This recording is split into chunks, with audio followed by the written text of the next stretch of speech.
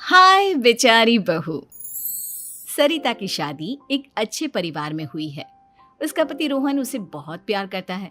घर में उसकी सास शांति और ननद मीनाक्षी भी है, जो सरिता के किसी काम में दखल अंदाजी नहीं करती। लेकिन फिर भी सरिता को ऐसा लगता है कि दुनिया की सबसे ज्यादा बेचारी बहू वही है और सबसे ज्यादा अत्याचार उसी पर हो रहा है। माँ जी, ये लीजिए आपकी चाय। अरे बहू, तूने इतनी ज्यादा चीनी क्यों डाल दी चाय में? हाय हाय माँ जी, मैंने तो उतनी ही मीठी बनाई है जितनी मीठी आपको पसंद है। माँ जी, आपको तो मेरे हाथ की चाय अच्छी ही नहीं लगती। जब देखो कुछ न कुछ कमी निकाल ही देती हो। अरे बहू, तू एक बात के पीछे ही पड़ जाती है। मैंने ऐसा कब कहा कि तू रोज चाय खराब बनाती है? सरिता अपने कमरे में चली जाती है और फोन उठाकर अपनी माँ से बात करती है।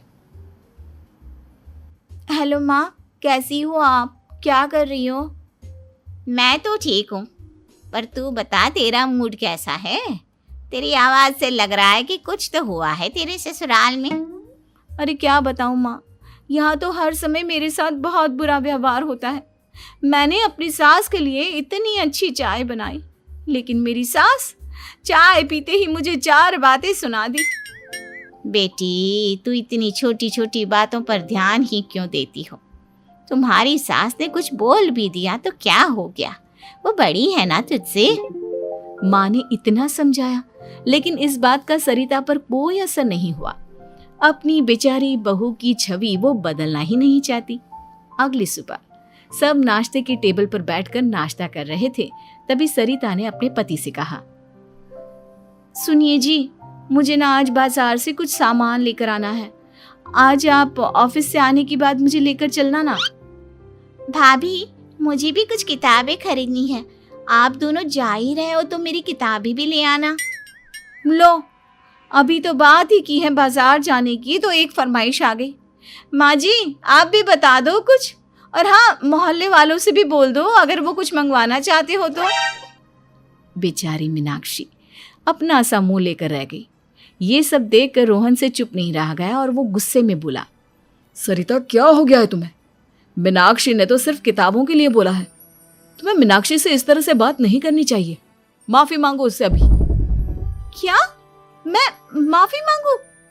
दिन भर आपके घर के काम करूं मैं, आपकी और आपके घर वालों की बातें सुनूं मैं, और अब माफी भी मैं मांगू? ऐसा कभी नहीं हो सकता।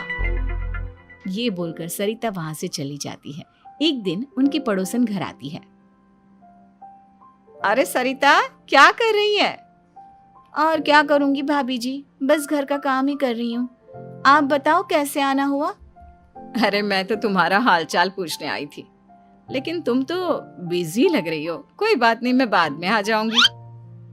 और क्या करूं भाभी जी, जब से शादी होकर आई हूं ना, बस काम ही कर रही हूँ। और इस घर में ना कोई मेरी कदर नहीं करता। पति है जो बस घर से ऑफिस, ऑफिस से घर। ननद को तो कॉलेज से फुर्सत नहीं। बची सास तो उनका सारा समय मेरी गलतियां निकालने में लग जाता है। अरे ये क्या कह रही हो सरिता? तुम्हारी सास तो पूरे मोहल्ले में तुम्हारी तारीफ करती फिरती है कि तुम बहुत अच्छी हो, पूरा घर तुम्ही ने संभाल रखा है। हाँ तो क्या हुआ, इसमें गलत क्या कहती हैं? सच्ची तो कहती हैं। मेरी मर्जी के बिना इस घर का पत्ता भी नहीं हिलता। शाम को जब रोहन घर आया तो उसने सबसे कहा, कल हम सबको मौसी जी के घर जाना है। उनकी बेटी की शादी है। सब अपनी अपनी पैकिंग कर लो, सुबह होते ही निकल जाएंगे। और सरिता, तुम कान खोलकर सुन लो, वहां जाकर किसी की बुराई भलाई शुरू मत कर देना, नहीं तो मुझसे बुरा कोई नहीं होगा। हाय हाय जी, आप तो ऐसे कह रहे हो जैसे मैं सुबह शाम सबकी बुराई करती फिरती हूँ। आज तक कोई कह नहीं सकता कि मैंने किसी की पीठ पीछे किसी के बारे में कोई बुरी बात बोली हो तो। अरे बस बहू, बात को और ज्यादा आगे मत बढ़ा। हमें सब पता है तो हमारे साथ क्या व्यवहार करती है। ये बात घर तक रखना, शादी में किसी को कुछ मत बोलना, नहीं तो सब कहेंगे कि शांति की बहू कितना बोलती है। हाँ हाँ, सब कुछ तो मैं ही बोलती हूँ ना। आप लोग तो हर समय फूलों की बारिश करते रहते हो मेरे ऊपर। सारी गलती मेरी है जो मैं इस घर में आई। सबका कितना ध्यान रखती हूँ, लेकिन फिर भी मेरी तो आप लोगों की नजर में कोई कदर ही नहीं है। अगली सुबह सब लोग मौसी जी के घर पर चले जाते हैं। वहां पर शादी का माहौल होता है, सब जगह चहल पहल होती है, बहुत सारे मेहमान आए हैं। सरिता को वहां बहुत अच्छा लग रहा है। वो अपने मन में सोचती है, यहाँ कितना अच्छा लग रहा है, कितनी रौनक है। मैं यहाँ किसी से ज्यादा बात नहीं करूंगी। अगर मेरे मुंह से कुछ ऐसा वैसा निकल गया तो रोहन जी तो मुझसे गुस्सा हो जाएंगी। सरिता ये सब सोच ही रही थी कि वहां रोहन की कजिन साक्षी आ गई और सरिता से बोली, आप सरिता भाभी हो ना? जितना आपके बारे में सुना था, आप तो उससे भी ज्यादा सुंदर हो। हाँ वो तो है, मेरी सुंदरता की तारीफ सब करते हैं। मेरे मायके में तो सब यही बोलते हैं कि रोहन जी की किस्मत बहुत अच्छी है जिन्हें मैं मिली। लेकिन आप कौन है? मैंने आपको पहचाना नहीं। मैं रोहन भैया की कजिन हूँ। आपकी शादी पर नहीं आ पाई थी ना, इसलिए आप मुझसे मिली नहीं कभी। शांति मौसी और मीनाक्षी आपकी बहुत तारीफ करते हैं। क्या कहा तुमने? मेरी तारीफ? कभी नहीं। मेरे ससुराल वाले कभी मेरी तारीफ कर ही नहीं सकते। मैं इतनी अच्छी हूँ, मेहनती हूँ, लेकिन उन्हें तो मेरी कदर ही नहीं। सारा दिन घर का काम करती हूँ, फिर भी मेरी सास ना मुझे सुनाती रहती है और पति भी मेरी सास की साइड लेते हैं। ना कभी बाहर ले जाते हैं, ना कहीं घुमाने। अगर घुमाने के लिए कभी बोल भी देना तो उनकी बहन बीच में आ जाती है। मैं कैसे रह रही हूँ उस घर में, ये मैं ही जानती हूँ। सरिता की ये बातें सुनकर साक्षी को बड़ी हैरानी हुई।